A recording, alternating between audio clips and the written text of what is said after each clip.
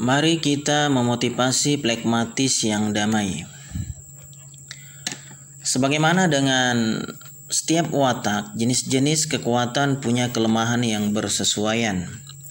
Orang pragmatis yang damai punya kekuatan yang berprofil rendah, sehingga mereka juga punya kelemahan yang berprofil rendah pula. Kalau orang koleris yang kuat meletakkan kekuatannya tepat di hadapan Anda sehingga kesalahannya juga jelas dan berada di tempat terbuka. Orang pragmatis yang damai menyimpan yang terbaik dan terburuk di dalam selubung. Banyak orang pragmatis yang damai tidak bisa membayangkan bahwa mereka mungkin menyinggung perasaan orang lain karena mereka begitu pendiam dan baik hati. Sulit sekali berkomunikasi dengan mereka dalam seminar karena mereka biasanya mengantuk pada saat saya sampai ke bagian mereka. Jadi di dunia ini banyak sekali watak, ya kan? Jenis orang yang berwatak pragmatis yang damai, yang pintar sekali menyimpan, ya kan? Apakah itu yang terbaik dan yang terburuk di dalam selubungnya, disimpan, disembunyikan. Jadi seolah-olah tidak ada sesuatu. Nah, ini masalahnya. Maka saya perlu membahasnya di sini. Jadi kenapa saya bahas tentang watak-watak? Karena untuk memahami orang lain, maka seseorang juga harus bisa memahami dirinya sendiri. Nah, begitupun juga Anda. Untuk memahami saya, ya kan, yang terus berkoar-koar, tentunya Anda juga harus memahami diri Anda sendiri. Watak Anda, jenis watak Anda sendiri. Supaya bisa ketemu, ya kan? Nah, seperti itu. Pada suatu hari ketika saya berbelanja kursi pragmatis yang damai, kursi yang tenang dan tidak mencolok, serta akan menyatu dengan penataan ruangan, pikiran melintas dalam benak saya. Kekuatan terbesar orang pragmatis yang damai adalah tidak adanya kelemahan yang kentara. Orang pragmatis yang damai tidak pernah ngambek atau mengamuk, tidak pernah mengalami kemerosotan dengan tertekan jiwanya, atau memutar rodanya dengan ribut. Dia tetap tidak antusias, merasa khawatir dengan diam-diam, dan tidak bisa membuat keputusan. Dia hampir-hampir tidak punya kesalahan yang cukup menonjol sehingga menuntut perbaikan. Masalahnya, orang pragmatis yang damai seperti tidak ada. Padahal ada, ya kan? Ada kesalahan yang dibuat, ya kan? Tapi dibuat seolah-olah tidak ada. Karena memang dasar wataknya demikian. Tidak mau resiko, ya kan? Tapi tidak lepas dari, namanya manusia tidak lepas dari kesalahan. Harusnya ketika bersalah dituntut untuk mempertanggungjawabkannya. Nah, maka kita bahas salah satu watak yang paling banyak di dunia ini dan yang perlu dimotivasi. Nah, pemecahannya adalah berusaha membangkitkan semangat. Salah satu kelemahan yang paling mengesalkan dari orang pragmatis yang damai adalah ketidakmampuannya punya antusiasme atas apapun. Saya pernah bertanya kepada Don, angkatan udara, salah satu teman pria Loren, apakah dia pernah bergairah, dan setelah berpikir selama beberapa detik, dia menjawab, saya tidak pernah mengingat apapun dalam kehidupan yang layak membuat gairah saya timbul. Nah, inilah masalahnya orang pragmatis yang damai itu tidak punya kemampuan untuk semangat, antusias. Ketika kita semangat, dia down karena dia tidak mau resiko. Itu masalahnya, ya kan? Itu masalahnya. Nah, lebih parahnya ketika dia melakukan sebuah kesalahan, dia tidak mau menyadarinya, ya kan? Itu yang lebih berbahaya lagi. Tidak mau mempertanggungjawabkannya. Sementara kelemahan ini tidak besar. atau menonjol. Hal itu sangat memerosotkan semangat bagi seseorang untuk punya teman hidup yang tidak pernah antusias menanggapi rencananya yang dinamis. Seorang berapi-api penuh semangat akan suatu rencana akhir pekan dan teman hidupnya orang flekmatis yang ramai berkata, itu tidak kedengaran menyenangkan sekali. Mengapa repot-repot harus pergi? Aku lebih suka tinggal di rumah. Ini memerosotkan semangat teman hidupnya. Dan apapun yang terjadi dalam akhir pekan itu, salah seorang di antara mereka tidak merasa bahagia. Wanita koleris yang kuat tertarik pada pria flekmatis yang damai karena si pria mempunyai rupa tenang yang entah bagaimana menarik baginya. Pria koleris yang kuat memilih wanita pragmatis yang damai karena wanita ini mempunyai jiwa yang lunak dan lemah lembut dan perlu dilindungi dari dunia yang keras dan kejam. Setelah pernikahan, orang koleris yang kuat menetapkan tujuan dengan rapi dan memasang maklumat mengharapkan antusiasme seketika. Setelah orang pragmatis yang damai menjawab, aku tidak peduli, orang koleris yang kuat anjlok semangatnya dan berusaha memikirkan gagasan yang lebih dinamis dan akan menuntut tanggapan. Orang koleris yang kuat sama sekali tidak tahu bahwa semakin hebat rencananya, semakin ketakutan dan semakin berkurang gairah orang pragmatis yang damai. Jadi bagaimana? Serba salah, ya kan? Orang yang punya semangat berapi-api, ya kan? Sementara berhadapan dengan orang yang tidak punya gairah sama sekali, ya kan? Tenang, ya kan? Tidak menanggapi sama sekali, ya kan? Nah, parahnya itu ketika watak-watak seperti ini banyak, ya kan, dijumpai. Apalagi watak-watak pragmatis yang damai itu menduduki posisi-posisi strategis. Dia sebagai penguasa, ya kan, atau pemerintahan. Nah, lebih kacau lagi, ya kan? Karena pandai sekali menyembunyikan sesuatu, baik itu hal yang baik, apalagi hal yang buruk. Tidak mau mempertanggungjawabkan apa yang menjadi tanggung jawabnya. Inilah kelemahan orang yang pragmatis yang damai. Saya melewatkan sebagian besar hidup saya berusaha membuat ibu saya menyambut dengan gembira beberapa prestasi saya. Setelah saya menulis buku saya yang pertama, saya berpikir sekarang saya telah melakukan sesuatu yang akan membangkitkan antusiasmenya. Tidak setiap anak perempuan bisa menulis buku. Dia akan menyukainya. Saya bahkan mempersembahkan buku itu kepadanya. Saya tidak mungkin meleset. Saya menyerahkan buku itu dan memperlihatkan kepadanya kepada siapa buku itu saya persembahkan. Kemudian saya menunggu sampai dia melihat sendiri dalam cetakan dan penuh dengan kegembiraan. Wih, ada pesawat Belanda kali ya.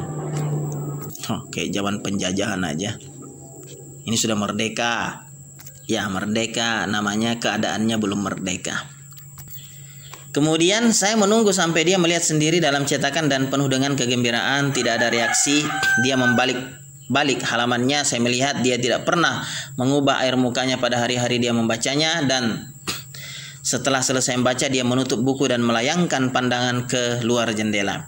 Saya hampir-hampir tidak bisa menunggu komentarnya, tetapi yang saya tunggu tidak datang.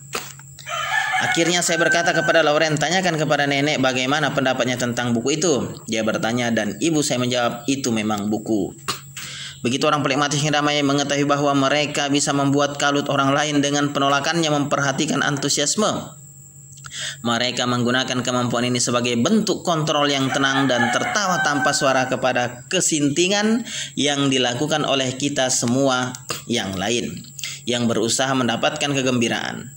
Setelah retret akhir pekan yang melibatkan beberapa pembicara, ketua bertanya kepada seorang wanita pragmatis yang damai, pembicara mana yang paling disukainya. Si wanita merenung sejenak dan kemudian menjawab, saya rasa perlu waktu untuk mengetahuinya. Yang lain ditanya, apakah Anda akan mengikuti lagi? Jawaban pragmatis yang damai adalah mungkin.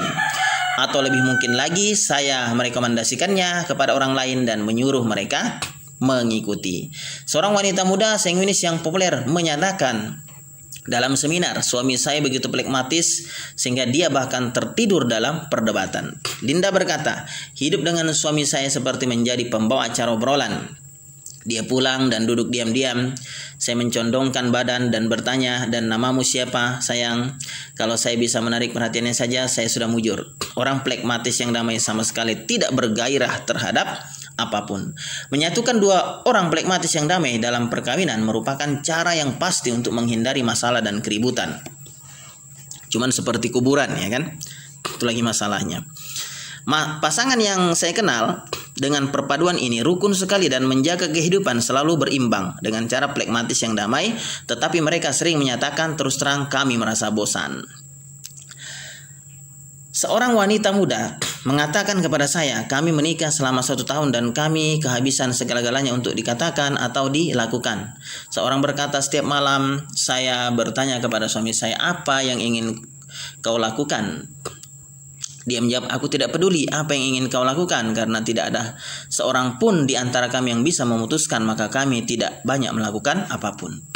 Seorang wanita lainnya menjelaskan, kami rukun-rukun saja. Saya memintanya membawakan lukisan, dia mengatakannya dan lupa. Saya begitu damai dengan seorang pragmatis sehingga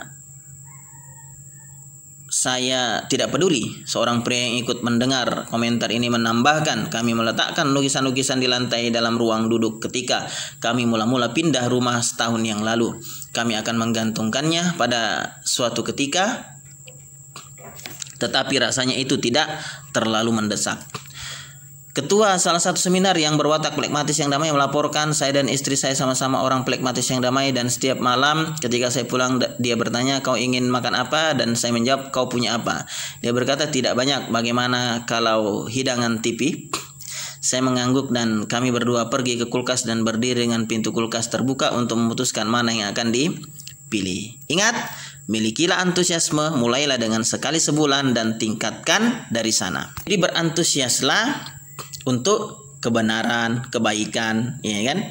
Kalau dikasih tahu kebenaran, dikasih tahu kebaikan, ya kan? Semangatlah untuk mengambilnya, ya kan? Kalau diberitahu tentang hal-hal yang menuntut tanggung jawab, maka semangatlah untuk mempertanggungjawabkannya, ya kan? Karena bila Anda tidak mempunyai antusias, ya kan, maka selamanya Anda tidak bisa memecahkan, ya kan, memecahkan bom yang ada di dalam diri Anda. Itu masalahnya. Maka orang pragmatis yang damai itu perlu dimotivasi supaya punya semangat, supaya punya antusias, semangat untuk belajar dan semangat untuk mempertanggungjawabkan tanggung jawabnya. Masalah orang pragmatis yang damai melawan perubahan. Pemecahan, cobalah sesuatu yang baru. Pada suatu malam, suami Lia yang berwatak pragmatis yang damai,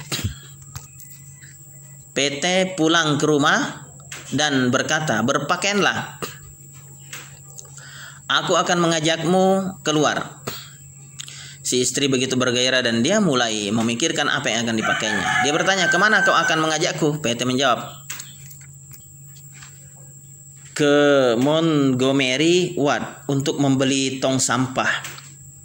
Ini nama swalayan di luar negeri ya, karena buku ini yang dikarang oleh Florence Litour. Jadi ini buku orang barat, ya kan? Nah, tapi ini penting untuk dipelajari karena ini adalah buku pengembangan diri yang semua orang butuh, ya kan? Agar pelajaran-pelajaran kebenaran itu bisa cepat menancap di dalam dirinya. Maka kita butuh buku seperti ini. Saya bertanya kepadanya bagaimana dia bereaksi terhadap pemikiran seperti itu, dan dia menjawab, saya berpakaian dan pergi. Itu hal penting menarik yang dipikir. Itu hal paling menarik yang dipikirkannya selama berbulan-bulan. Sayang sekali insiden ini merupakan standar bagi banyak orang pragmatis yang damai. Mereka tidak memerlukan hiburan dan mengandaikan orang lain juga memerlukannya. Dan mengandaikan orang lain juga tidak memerlukannya. Saya pernah menemukan sebuah kartun yang memperlihatkan seorang pragmatis yang damai berbaring di lantai dekat lubang tikus di dinding papan. Dia sedang mengangkat palu di udara, siap untuk mengetok kepala binatang mengerat pertama yang muncul. Istrinya mandang ke bawah kepadanya dan berkata sambil menghela napas, sekali lagi Sabtu malam yang menarik dengan Harry. Seorang pria pragmatis yang damai minta nasihat saya tentang perkawinannya yang membosankan. Jadi orang pragmatis yang damai itu punya keluhan membosankan, ya kan? Karena memang dia butuh motivasi, butuh semangat, ya kan? Butuh semangat. Karena terbawa dengan keadaannya yang tidak jelas, ya kan? Tidak jelas dalam artian dia tidak mau memperlihatkan semangatnya untuk sesuatu, ya kan? Dan dia tidak mau memperlihatkan juga semangatnya untuk mempertanggungjawabkan sesuatu. Nah, itu masalahnya. Maka dia punya keluhan membosankan. Karena memang wataknya membosankan, tidak punya semangat, ya kan? Maka keluhannya membosankan. Maka apa yang ditarik, maka itulah yang keluar. Nah, jadi poinnya adalah kembali lagi kepada rumus gaya. F sama dengan S, ya kan? Apa yang ditarik, maka itulah yang keluar, ya kan? Maka hati-hati apa menarik sesuatu ke dalam diri kita. Kalau yang kita tarik itu sebuah kesalahan, ya kan? Sebuah ketidakbenaran, maka itulah yang keluar. Anda menarik sesuatu yang diperlukan untuk semangat, ya kan? Maka Anda akan bosan sendiri, capek sendiri. Maka berusahalah, berantusiaslah untuk kebaikan supaya Anda tidak bosan. Paham? Setelah saya memberikan beberapa gagasan baru, dia menanggapi, saya rasa saya memang harus berpura-pura untuk segala-galanya. Satu perubahan mungkin akan lebih buruk. Nah, coba. Jadi orang pragmatis yang damai mengatakan bahwa dia lebih baik berpura-pura untuk segala-galanya. Karena melakukan sebuah perubahan akan memungkinkan sesuatu yang lebih buruk. Dia tidak mau risiko, ya kan? Nah, maka yang perlu diingat orang pragmatis yang damai, cobalah sebaik-baiknya memikirkan sesuatu yang baru, paling sedikit sekali seminggu.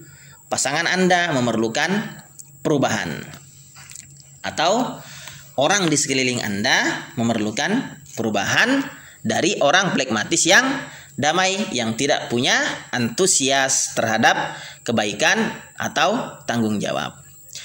Masalah orang pragmatis yang damai tampaknya malas. Pemecahan satu, belajarlah menerima tanggung jawab hidup. Jadi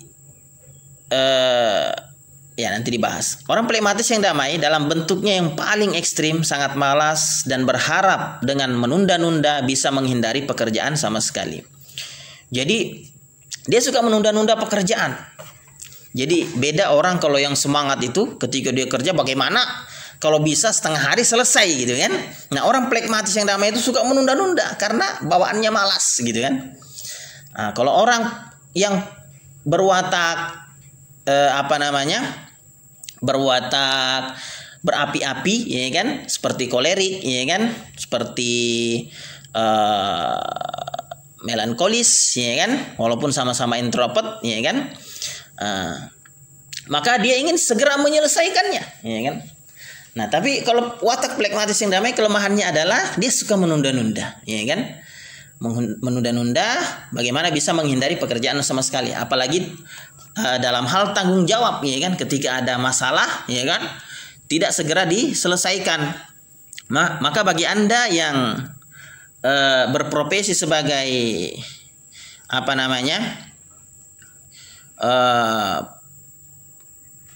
penguasa, ya kan, pemerintah atau pelayan masyarakat, ketika di meja kerja Anda banyak pekerjaan yang menumpuk, maka itulah ciri-ciri orang pragmatis yang damai yang butuh antusias atau motivasi. Maka belajarlah antusias, ya kan, dilatih, ya kan, belajarlah menerima tanggung jawab. Saya memilih seorang wanita untuk menjadi ketua perkumpulan wanita dan dia bertanya, apakah saya perlu melakukan sesuatu? Dia tidak keberatan menerima jabatannya asalkan itu tidak mengharuskannya untuk bekerja. Jika akan pindah rumah dan pikiran tentang hal itu besar sekali pengaruhnya baginya, dia meminta teman-temannya untuk membantunya berkemas-kemas. Dan selama 3 bulan mereka membicarakan tentang hari apa mereka harus datang untuk membantu. Pada waktu yang ditetapkan, teman-temannya yang berwatak koleris yang kuat datang. siap untuk bekerja. Jill mengenakan gaun nilon dan sepatu tumit tinggi, seketika mengesankan bahwa dia sendiri tidak berencana untuk kerja keras. Walaupun pada keesokan harinya mobil pindahan akan datang, Jill tidak punya kardus-kardus atau tas, dia tidak mengepak apapun. Lukisan-lukisan masih tergantung di dinding, tempat cuci piring masih penuh piring kotor, dan ada setumpuk pakaian kotor yang harus dicuci. Nah, begitulah orang watak pragmatis yang damai. Suka menumpuk-numpukkan tanggung jawab pekerjaan yang sudah menjadi tanggung jawabnya. Ujung-ujung tidak dikerjakan akhirnya, ya kan? Nah, seorang teman mengatakan kepada saya, dia mengharapkan kami mengerjakan segala-galanya. Phil yang berwatak pragmatis yang damai duduk dengan nyaman di kursi dekat perapian, sementara istrinya yang berwatak koleris yang kuat mengisi mobilnya dengan perlengkapan untuk perjalanan main ski. Pada suatu ketika Phil mengangkat kepalanya dan memberi komentar, "Kalau kau membawa lebih banyak setiap kali bepergian, waktu yang diperlukan untuk memuat perlengkapan itu tidak akan terlalu lama."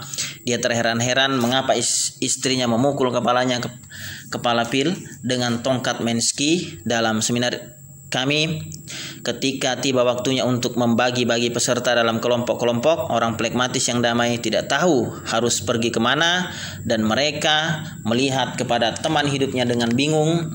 Teman hidupnya yang biasanya orang koleris yang kuat datang dengan kata-kata yang penuh kasih sayang, "Kau orang pragmatis yang damai, tolol." Dan orang itu berjalan dengan kaki diseret untuk menemukan tempat kemana orang-orang pragmatis yang damai pergi. Seorang dokter gigi pragmatis yang damai, ketika dipilih menjadi pemimpin kelompok, menyarankan mengapa kita semua tidak memejamkan mata saja dan bermeditasi sampai waktunya habis. Seorang pria lainnya sependapat dengan komentar, "Kita tidak akan bisa meningkatkan kesunyian." Pemecahannya adalah orang pragmatis yang damai jangan menunda-nunda sampai besok apa yang bisa Anda lakukan hari ini. Ketika ada tanggung jawab yang menjadi tanggung jawab Anda, maka kerjakan. Tidak usah ditunda-tunda, ya kan? Tunda kiamat kurang 3 hari Anda tidak kerjakan juga, ya kan? Kalau sudah menjadi tanggung jawab Anda, maka kerjakan. Bahayanya ketika Anda tidak mengerjakannya, ya kan? Tidak menyelesaikan apa yang menjadi tanggung jawab Anda tunda-tunda terus, maka akan menjadi bom waktu, ya kan? Masalah yang semakin membesar.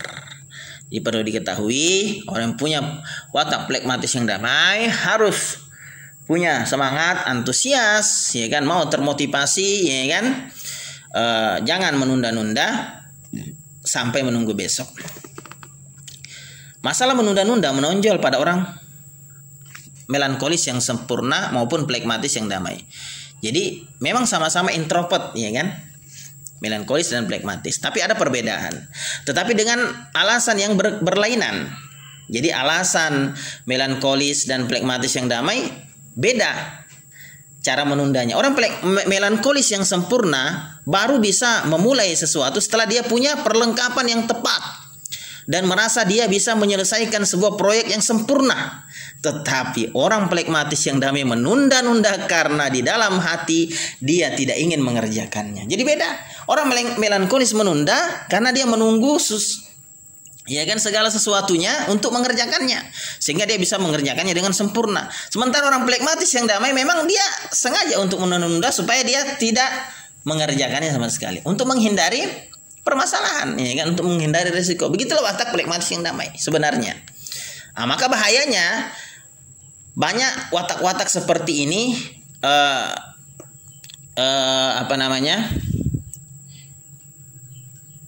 diserang oleh gaya hidup yang bertentangan dengan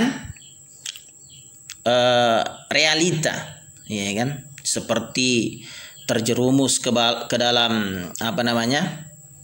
narkoba, sabu-sabu. Karena memang cocok dengan watak melankolis yang pragmatis yang damai, yang tidak mau resiko. Ketika dia masuk di sana, ya kan, dia merasa terkanter segala-galanya, gitu kan. Padahal menjadi bom waktu, ya kan. Seperti itu. Maka banyak orang-orang yang terlibat di dalam kejahatan adalah orang-orang yang bertipe pragmatis yang damai, ya kan? Nah, seperti itu. Karena mereka pandai menyembunyikan keburukan dan mereka pandai menyembunyikan kebenaran. Tahu kebenaran tapi tidak mau bersemangat untuk mengetahuinya, apalagi mempelajarinya. Dia cenderung malas dan menunda-nunda, menyebabkan dia tidak perlu membuat keputusan untuk mulai bekerja. Orang pragmatis yang damai mempunyai kompleks suka menunda-nunda. Jangan kerjakan hari ini, apa yang bisa kau tunda sampai besok. Jadi seperti itu, ditunda-tunda, ya kan? Jadi suka menumpuk-numpuk pekerjaan, ya kan? Ujung-ujung bertambah pekerjaan yang tidak selesai.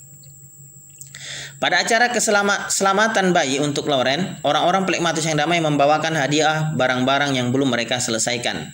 Yang pertama adalah setelan biru yang bagus dengan kancing kait. Tetapi setelah diperiksa kami menemukan jarum pentul di tempat yang seharusnya terpasang kancing kait. Kalau si bayi memakainya, dia akan tertusuk oleh jarum pentul. Yang kedua adalah rajutan gambar kuda bertanduk tanpa latar belakang. Kedua wanita yang membuatnya menyatakan keinginannya yang tulus untuk menyelesaikan proyek mereka, dan keduanya pulang membawa kembali hadiah bagi si bayi itu. Kedua wanita dengan hadiah yang separuh jadi ini masih jauh lebih baik daripada sanguinis yang populer yang melupakan hari itu dan sama sekali tidak datang. Jadi jangan menunda-nunda. Selagi bisa diselesaikan saat ini, maka selesaikan. Tidak usah tunggu kiamat kurang 3 hari, ya kan? Nah, seperti itu. Pemecahan ketiga, pragmatis yang damai, motivasilah diri Anda. Pikiran Sharon seperti permainan biliar. Bola yang warna-warni hanya menggelinding kalau disodok. Dan selama bertahun-tahun berkumpul dengannya dengan nyaman dalam kantung jaring yang tergantung aman di sudut meja. Itu bukan karena dia tidak bisa bergerak. Ini hanya karena bergerak rasanya seperti pekerjaan yang terlalu berat. Kalau dimotivasi secara semestinya, dia bisa mengambil beberapa buah bola dari kantung dan menggelindingkannya di atas meja hijau selama keadaan menuntutnya. Kalau tekanan mengendur, dia akan membersihkan meja dan kembali ke jaringnya sampai seseorang yang kesal mengambil bola warna-warni, melemparkannya ke meja hijau dan berseru, "Jalan!" Perumpamaan singkat yang sederhana ini khas bagi orang pragmatis yang damai. Bukan karena mereka tidak bisa melakukan pekerjaan. Ini karena mereka memang tidak mau melakukannya, itu masalahnya. Ya kan? Seorang wanita mengatakan kepada saya bahwa dia telah memotong paling sedikit 4 helai gaun. Tetapi menjahitnya rasanya seperti pekerjaan yang berat sekali. Kalau saya memerlukannya untuk suatu kesempatan istimewa, saya baru akan menjahitnya. Ya kan? Jadi kalau sesuatu itu betul-betul istimewa baginya, baru dia mau kerjakan. Kalau tidak istimewa, apalagi benar-benar ya kan hanya membebankan dirinya, sudahlah. Itulah penyakitnya orang pragmatis yang damai. Tidak mau, dongkol dia. Tidak mau. Kalau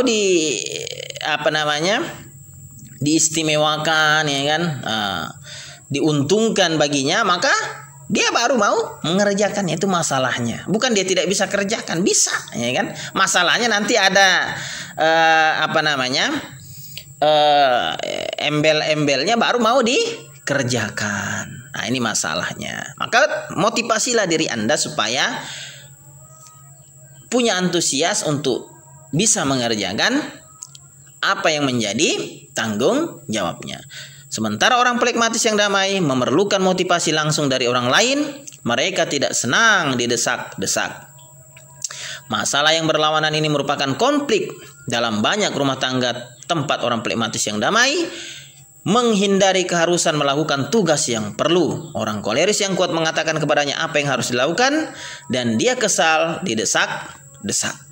Jadi jangan tunggu didesak-desak, ya kan? Jangan tunggu dikatakan tolol, ya kan? Beleng-beleng, ya kan? Baru mau dikerjakan, ya kan? Milikilah motivasi, milikilah antusias untuk mengerjakan apa yang menjadi tanggung jawabnya, apa yang menjadi tanggung jawabmu, ya kan? Jangan tunggu dikatakan tolol, beleng-beleng, ya kan? Talengong baru mau dikerjakan, ya kan? Perhatikan itu orang plekmatis yang damai. Rude punya jendela dapur yang menghadap ke barat. Dan setiap petang matahari California menyorot masuk. California kayak pernah aja ke sana. Ya kan aku baca aja. Membuat tempat itu terlalu panas untuk bekerja. Dia meminta kepada Howard untuk memasangkan tirai baginya. Tetapi karena dia bukan orang pang kena sinar matahari, maka dia tidak merasa termotivasi. Akhirnya Rude memakukan sehelai handuk pantai besar yang menahan sinar matahari tetapi merusak pemandangan. Pada suatu hari dalam penjualan lelang, Rude menemukan sepasang tirai kayu yang ukurannya tepat sesuai dengan ukuran jendelanya. Dia membawanya pulang, tetapi segera ketahuan ada masalah. Tirai itu belum jadi. Howard agak tertarik kepada tirai yang baru dan meyakinkan Rude dia akan mengecatnya supaya serasi dengan lemari. Itu terjadi 4 tahun sebelumnya dan tirai itu masih berada dalam berbagai tahap di garasi. Ketika Rude menanyakan kemajuan pekerjaannya, Howard merasa tersinggung dan mengatakan dia sedang mengerjakannya. Pemecahan Rude adalah melupakan bahwa dia pernah membeli tirai dan memasang handuk baru pada setiap musim panas. Jadi ingat, kalian orang plekmatis yang damai perlu diberi rangsangan kalau tidak bisa memotivasi diri sendiri untuk mengambil tindakan yang bertanggung jawab. Ya seperti cerita yang terjadi pada Rude dan Howard tadi, ya kan? Di di tempat kerjanya, di mana ketika petang hari jendela itu dimasuki oleh matahari, ya kan? Matahari yang terbenam. Nah, Rude berinisiatif, ya kan, memasang penghalang, kemudian dipasangnya lah handuk, tapi merusak pemandangan. Nah, suatu ketika dia menemukan sesuatu yang pas, tirai kayu, ya kan. Ketika Howard melihatnya, dia setuju. Kemudian Howard semangat, kemudian merespon bahwa dia akan mengecatnya. Jadi terkadang orang plekmatis itu butuh dirangsang gitu, nah. Dirangsang baru bisa termotivasi, ya kan? Dikasih contoh dulu, ya kan?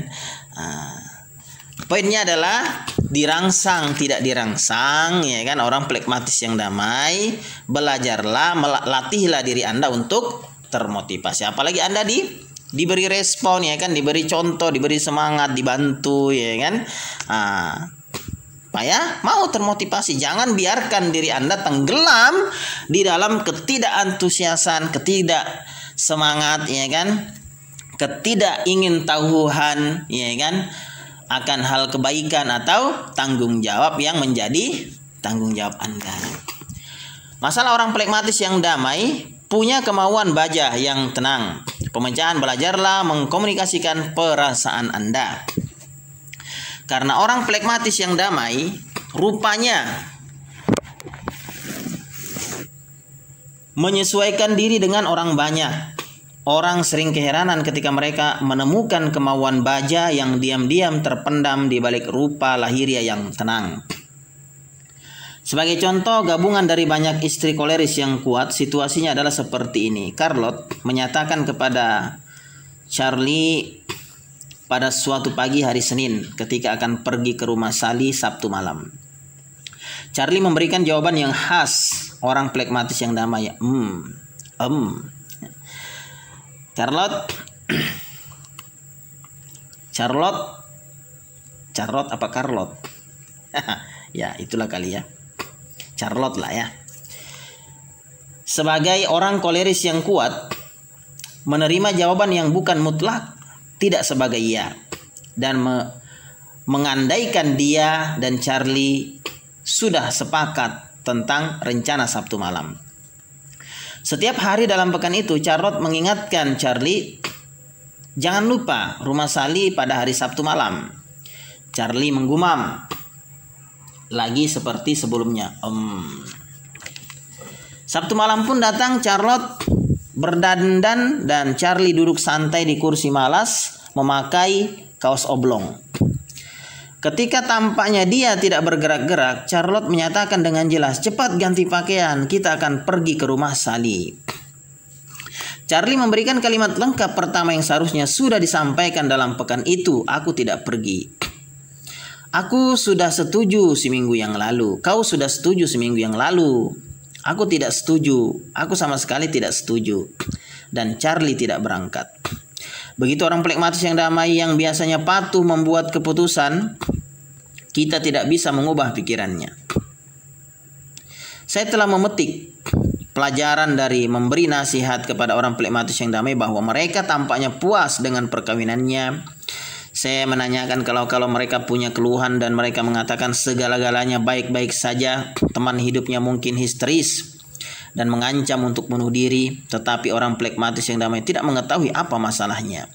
Dia polos dan tidak mau berkomunikasi. Perkawinan mereka mungkin berjalan pincang selama bertahun-tahun tanpa kalimat pembukaan. Sampai pada suatu hari orang phlegmatis yang damai menyimpulkan bahwa dia sudah cukup muak beristrikan perempuan yang bodoh dan memutuskan untuk meninggalkannya. Dia tidak membangkit-bangkit persoalannya untuk dibicarakan. Dia hanya berkemas-kemas dan pergi. Begitu orang phlegmatis yang damai mengambil tindakan ini, hanya sedikit harapan untuk bisa mengubahnya. Seorang pria menyatakannya seperti ini.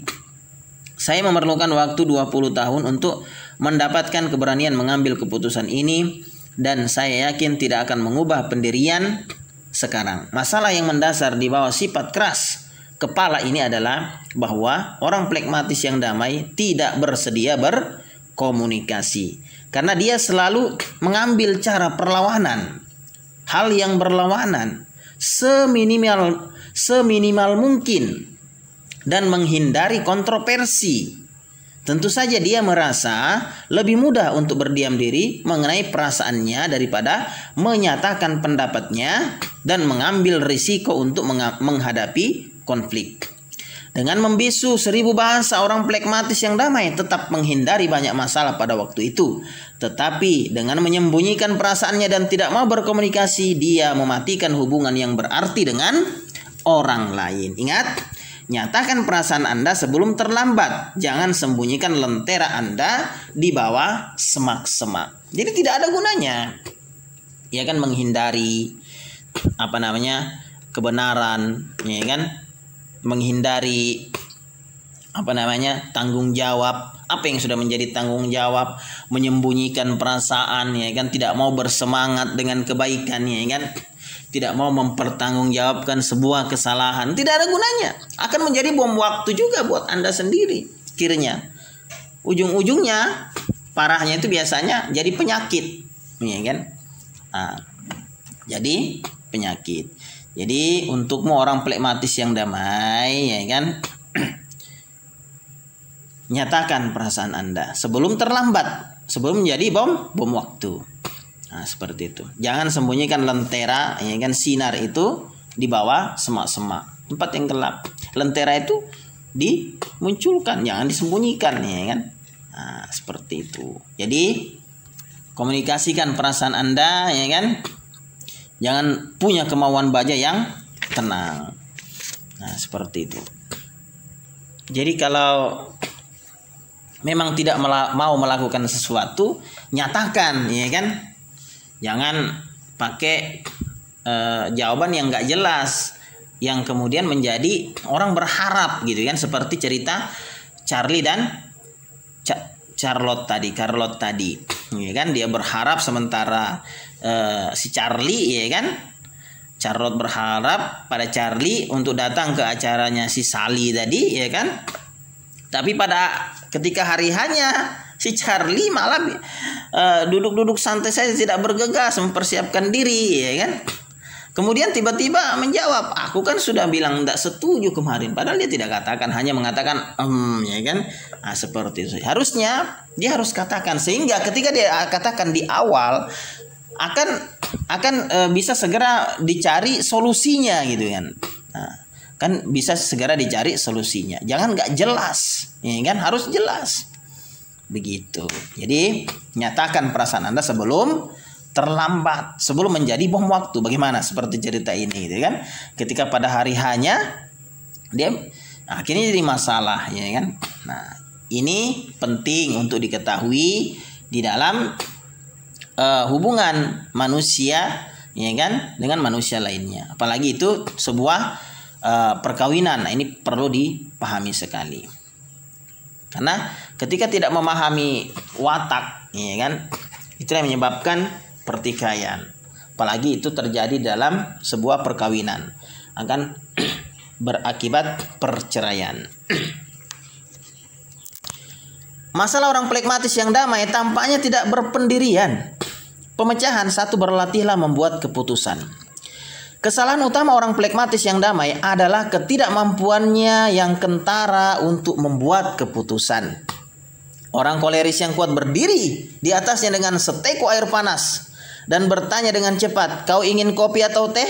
Jawaban yang otomatis adalah, aku tidak peduli. Orang plekmatis yang damai merasa dia orang yang tidak rewel dan tidak mengerti mengapa orang koleris yang kuat menyiramkan air panas ke kepalanya. Saya hanya berusaha membuatnya mudah baginya. Dalam penerbangan jadi segera katakan iya gitu kan. Kalau enggak ya enggak, ya kan. Nah, seperti itu. Jangan diam saja, ya kan? Jangan tidak peduli. Gitu. Dalam penerbangan dari Norfolk, Virginia, petugas penerbangan mengumumkan lewat pengeras suara bahwa kami punya 3 pilihan hidangan pembuka selera untuk makan siang. Anda boleh memilih makanan laut, Newburg, stik lada, atau lasagna. Kami tidak mempunyai cukup, ya ini makanan orang barat ya, orang luar. Kalau makanan Indonesia itu kan sanggar, ya kan, tahu, ya kan, kote-kote, nah itu. Nah, ini makanan orang barat, ya kan. Nah, jadi kala ya kan, kalau kita mau bertanding ya kala model lagi kan, ya kan, kala viral dan kala rasa, ya kan, tentunya enak makanan mereka gitu kan. Kami tidak mempunyai cukup banyak dari setiap hidangan untuk setiap orang. Jadi beberapa orang di antara Anda di ujung harus memikirkan pilihan kedua. Tapi ada yang tidak dimiliki orang barat. Dan makanan kita paling enak. Salah satu makanan kita itu paling enak di dunia. Dinobatkan paling enak di dunia. Apa itu? Rendang. Orang barat paling suka rendang, ya kan? Dan rendang itu dinobatkan makanan yang paling enak di dunia. Nah, orang barat enggak tahu dia bikin rendang, ya kan? Oke, dia bisa bikin pizza, ya kan? Dia bisa bikin steak, ya kan? Burger, ya kan? Nah, apalagi, ya kan? Makanan-makanan laut, ya kan. Tapi orang barat tidak bisa bikin rendang, ya kan. Nah, yang bisa bikin rendang adalah orang Minang, ya kan. Orang Sumatera, itu Indonesia. Dan rendang menjadi makanan paling favorit, ya kan, nomor 1 di dunia. Lanjut, kemudian petugas penerbangan ini seketika menoleh kepada orang plekmatis yang damai yang berada di deretan pertama bersama saya dan bertanya kepadanya, hidangan mana yang Anda sukai? Dan dia menjawab, mana saja yang tersisa. Si petugas penerbangan sebagai orang koleris yang kuat berkata, saya tidak punya apapun yang tersisa. Anda orang pertama yang saya tanyai. Dia berdiri di atas pria ini menunggu keputusan. Kemudian saya memberanikan diri berkata, saya memilih masakan Newburg.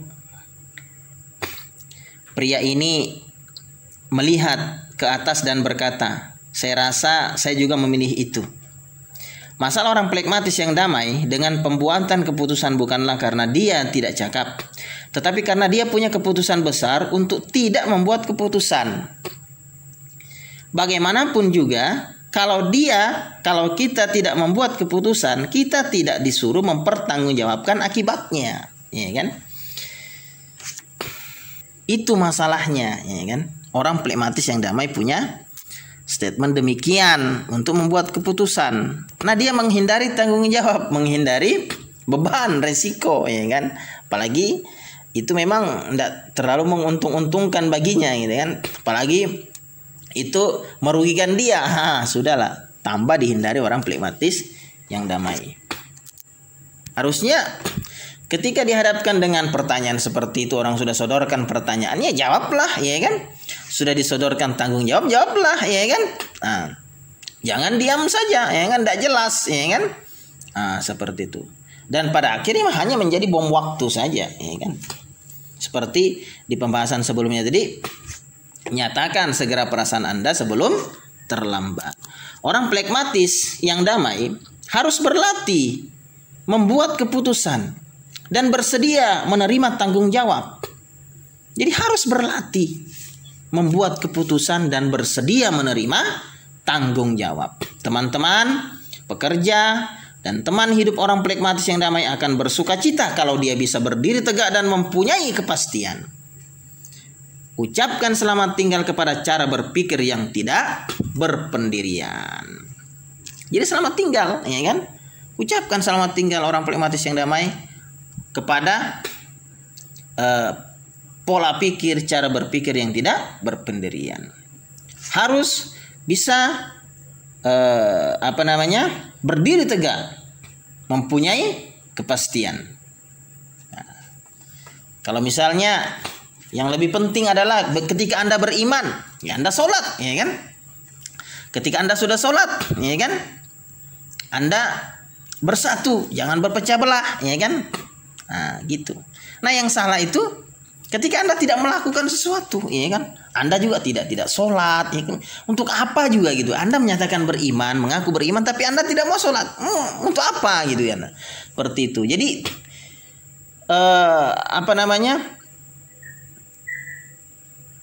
harus berlatih membuat sebuah keputusan, ya kan? Harus berlatih untuk menerima tanggung jawab, ya kan? Harus bisa berdiri tegak untuk mempunyai kepastian hidup, ya kan? Ucapkan selamat tinggal pada cara pola pikir yang tidak berpendirian. Pemecahan kedua, belajarlah mengatakan tidak. Jadi bila pragmatis yang damai punya masalah tampaknya tidak berpendirian, maka pemecahannya adalah satu, berlatihlah untuk membuat keputusan agar punya pendirian, ya kan? Berlatih membuat keputusan iya atau tidak, seperti itu. Kemudian pemecahan kedua agar bisa berpendirian, ya kan, orang pragmatis yang damai, yaitu belajarlah mengatakan tidak. Orang pragmatis yang damai tidak pernah ingin menyakiti hati siapapun, dan mereka akan membeli sesuatu yang bahkan tidak diinginkan supaya tidak harus mengatakan tidak.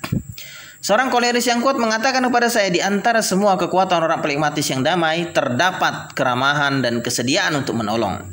Mereka tidak pernah memandang orang lain sebagai orang asing. Suami saya yang suka repot-repot seperti beruang, membawa pulang ke rumah sebagai teman lama penjual bola lampu, penjual penyedot debu, penjual majalah, dan berbagai jenis orang lainnya yang dipandang oleh hati saya yang berwatak koleris yang kuat dengan kecurigaan orang yang skeptis. Orang pragmatis yang damai hanya tidak bisa mengatakan tidak. Sementara orang pragmatis yang damai tidak bergairah terhadap konsep watak-watak. Mereka menarik pelajaran dan lambat laun menerapkannya sendiri. Karena mereka memiliki kelemahan sebagai orang yang paling tidak ofensif. Mereka bisa berubah menjadi lebih baik dengan cepat sekali kalau mereka mau. Kalau dimotivasi secara semestinya, seorang pragmatis yang damai bisa membuat dirinya antusias terhadap beberapa hal setiap minggu, dan ini benar-benar akan menyenangkan hati mereka yang hidup atau bekerja bersamanya. Karena dia bisa membuat keputusan tetapi lebih suka tidak melakukannya. Dia dengan mudah bisa bersikap penuh kepastian dan meninggalkan citranya sebagai orang yang tidak berpendirian setelah dia melihat betapa banyak hal ini akan membantu hubungannya dengan orang lain. Ingat, belajarlah untuk mengatakan tidak dan membuat keputusan.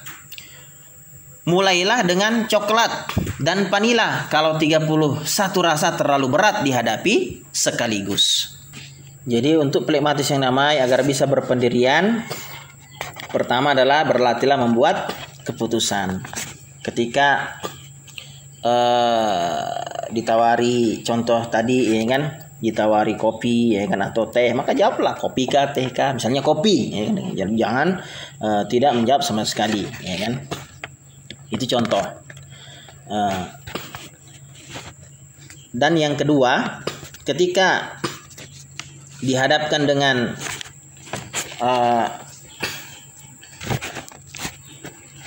pilihan ya atau tidak, maka harus bisa menjawab ya atau tidak gitu kan. Jangan tidak jawab sama sekali ya kan. Karena memang kelemahan orang pragmatis yang damai itu tidak mau mengatakan tidak gitu kan. Ketika dihadapkan dengan kata tidak, ya katakan saja tidak gitu kan. Nah, contoh, ketika dihadapkan dengan banyak pilihan gitu kan. Nah, katakan tidak kepada yang lainnya dan tetapkan pilihan kepada salah satu dari pilihan. Contoh tadi seperti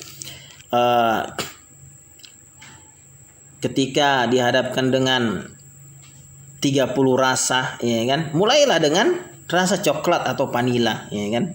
Jika rasa yang 30 dari sekian itu, dari 30 itu lebih berat ya kan, berat untuk dipilih, maka pilihlah mungkin dengan coklat atau vanila atau keduanya ya kan, coklat dan vanila, seperti itu.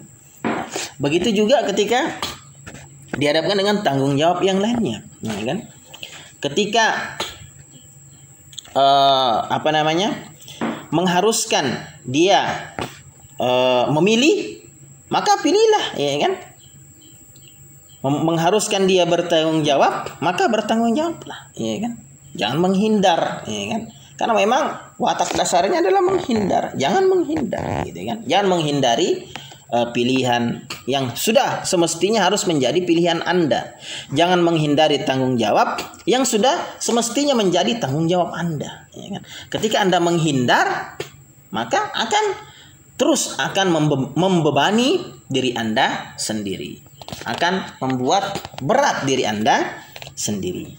Kalaupun Anda takut membuat keputusan, ingat bahwa ada satu yang mungkin bisa membantu Anda. Tuhanlah, Allah lah yang memberi nikmat. Dari Dialah manusia mendapat pengetahuan dan pengertian. Karena Allah, manusia bisa tahu segalanya, ya kan? Karena Allah, manusia bisa mempelajari segala sesuatu. Kalau bukan karena Dia, manusia tentunya tidak tahu apa-apa.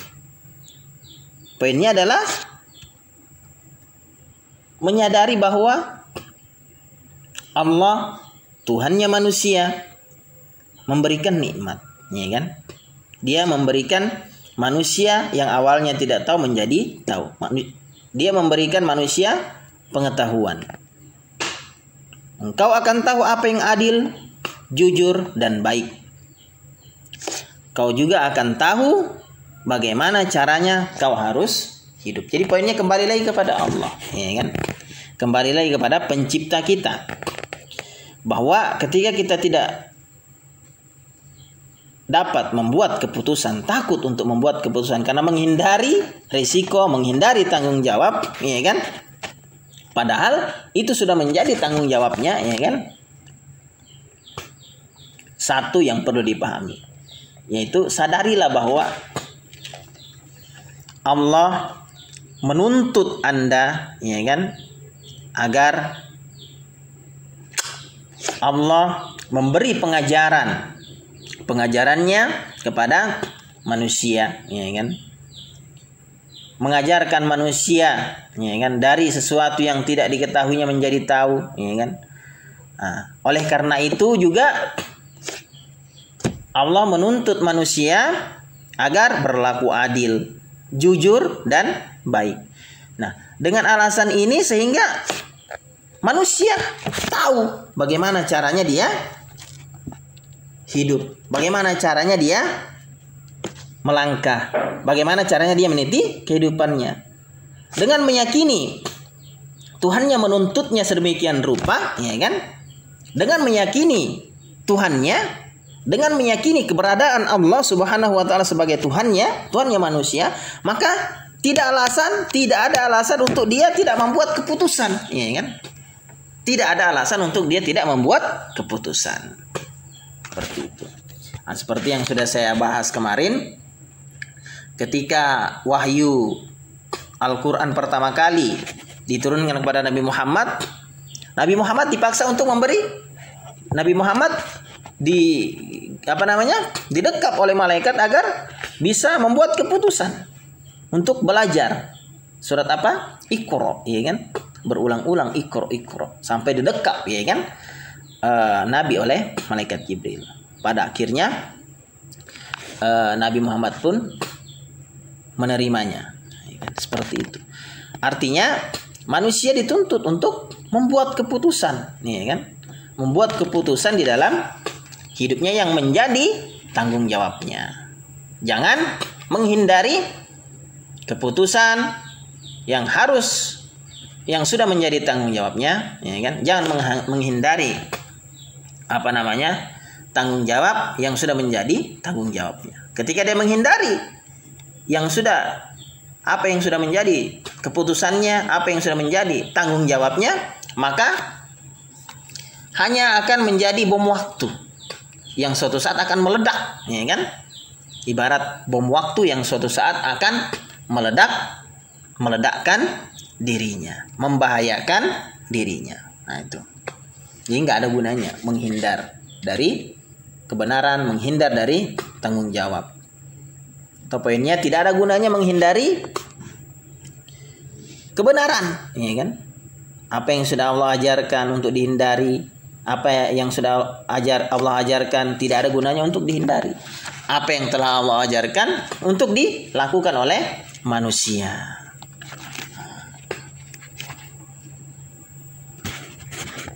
Jadi poinnya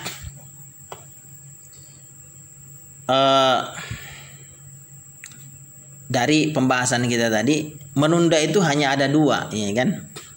Satu untuk dilakukan, satu untuk memang tidak dilakukan sama sekali. Nah, jangan memilih yang tidak dilakukan sama sekali. Boleh Anda menunda, tapi Anda mengerjakannya gitu. Nah, seperti itu. Kalau Anda menunda memang tidak mau melakukannya sama sekali, nah ini bahaya, ya kan? Ini bahaya, tidak boleh. Maka pentingnya untuk menyadari Tuhan Anda. Karena memang bahaya watak-watak seperti ini, ya kan? Watak-watak plekmatis yang damai, ya kan? Yang menghindari resiko, ya kan? Bahayanya, rawannya dia masuk di dalam jebakan kehidupan yang menyesatkan, jebakan iblis, setan, laknat jahanam. Nah, ketika dia sudah masuk di sana, selesai, ya kan? Maka selamanya dia tidak menemukan lentera kehidupannya. Selamanya dia tidak menemukan penerang hidupnya. Dia terus menyembunyikan cahaya kehidupannya di dalam dirinya.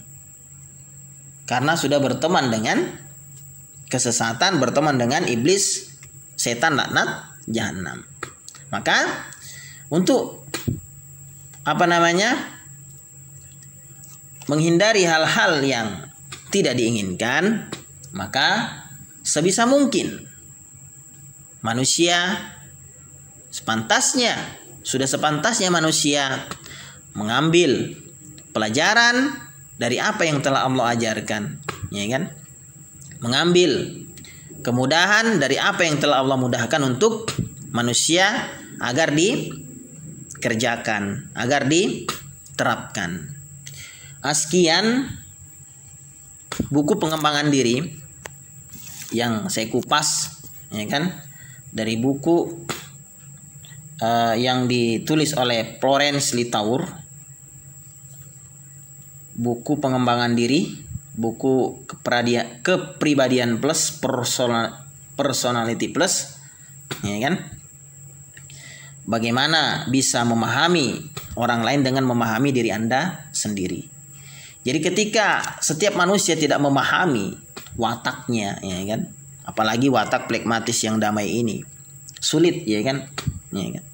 Nah, ketika Anda sudah bisa memahami watak Anda, ya kan, masing-masing, seperti watak plekmatis yang damai ini, dia tidak punya antusias, tidak punya motivasi, maka dia akan punya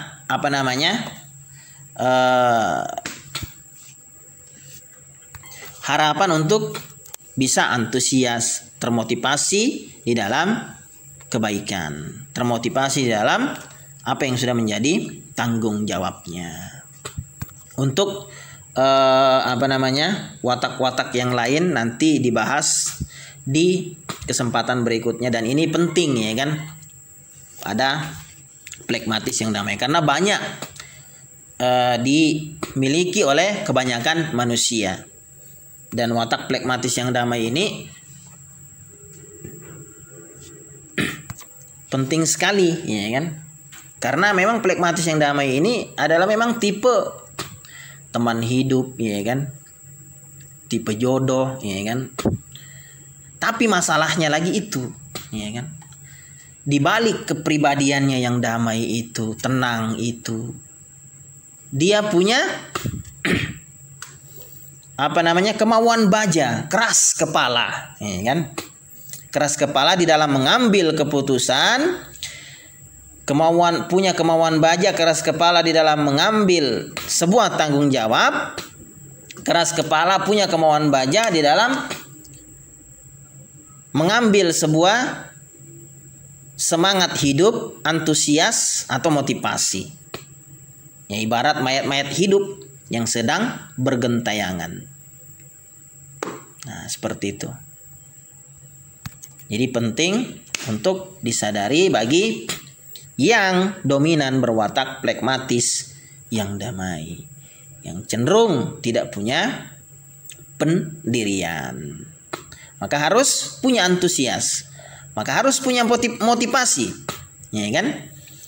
Harus memiliki antusias, harus memiliki antusiasme diri, ya kan? Harus memiliki motivasi diri agar memiliki pendirian, agar berpendirian, agar dapat bertanggung jawab, sehingga orang-orang, ya kan, yang berada di sekelilingnya bersukacita, ya kan? Ketika dia tidak mau berubah, maka orang-orang di sekelilingnya akan merasa, ya kan, bagaimana gitu kan. Nah, dan itu bahaya, ya kan, akan menjadi bom waktu bagi dirinya sendiri selama dia tidak mau antusias, selama dia tidak mau termotivasi, ya kan. Ujung-ujungnya biasanya kena penyakit, ya kan, karena suka memendam-mendam, ya kan? Kena penyakit, ya kan. Nah, maka apa yang ada di dalam diri itu dikeluarkan, seperti tadi, ya, dikomunikasikan, komunikasikan perasaan Anda, gitu kan. Apa yang menjadi perasaan Anda, komunikasikan, jangan diam aja. Itu menjadi penyakit ketika tidak utarakan, diluapkan, ya kan, dikomunikasikan. Nah. Oke, sekian pembahasan tentang pengembangan diri. Di lain waktu dapat kita sambung lagi. Assalamualaikum warahmatullahi wabarakatuh.